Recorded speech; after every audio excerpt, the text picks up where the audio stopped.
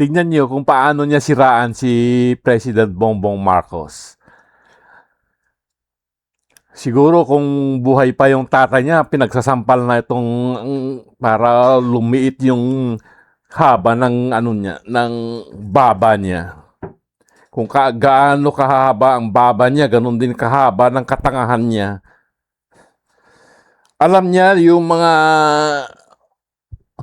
yung kaso ni Marcoleta nasa batas yan, tapos nagtanga-tangahan na lang. Panoorin natin ang pinagsasabi niya dito sa rally. Mga kapatid, mga kababayan, mga kapwa Pilipino,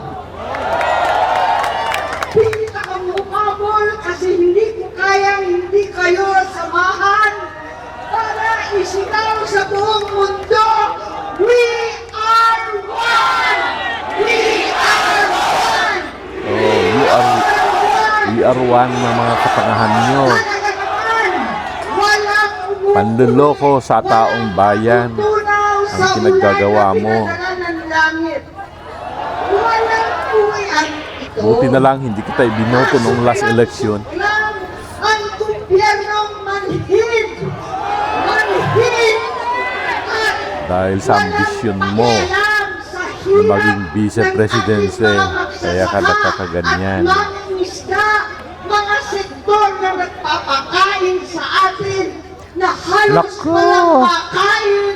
Walang makain sana. Tagal mo na sa politika. Wala May nagawa ka ba? Ano ba nagawa mo? Nagngak-ngak dyan.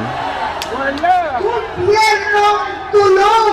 Pareho kayo nung Kasing sa mga Duterte. kapangyarihan.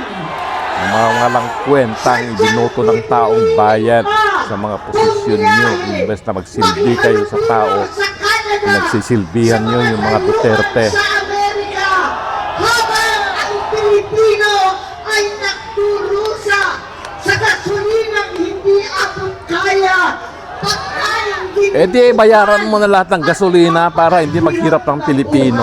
Yun pala ang ano mo Gusto mo pang isisi sa kapatid mo, samantala worldwide na problema yan.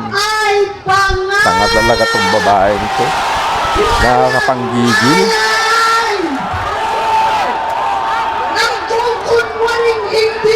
Nagkukunwari ka lang na para sa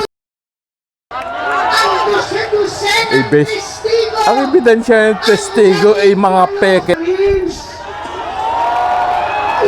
Tagalin mo yung flood control na lulunod sa ating lahat. flood control. Huwag kang magkunwari dyan. Kasi parang sa'yo nga yata yung mga nasira sa Ilocos Norte na proyekto. Naging kasama ko ang ating kabataan. At ang suot natin ay itong t-shirt. Ang sigaw natin noon pa, makialam! Makialam na po! Pakialamera. Makialam! Yun ang alam ko. Makialam para sa kinabukasan. Baka sumabit yung baba mo. Para maibalik ang katotohanan sa ating lipi. Katotohanan o kasinungalingan nyo? Na maibalik Tigilan mo kami, Amy Marcos. ang hustisya na hindi po Hustisya? Hustisya ng mga Duterte? Yun ba ang gusto mo? Hustisya ni Marcoleta? Sinungaling ka. na pantay-pantay sa mahirap at mayaman. Oh, pantay-pantay ang gusto nyo.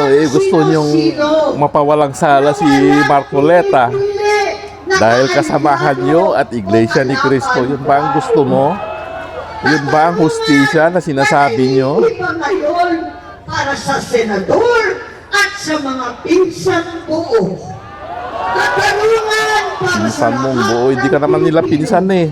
We are one! We are one! Nasisiraan ng bait itong si Amy Marcos. My goodness. Bakit kasi yung mga taga Solid North, Baguio, binoto yan. Alam nyo na yung ugali niya. Bakit nyo pa sinuportahan?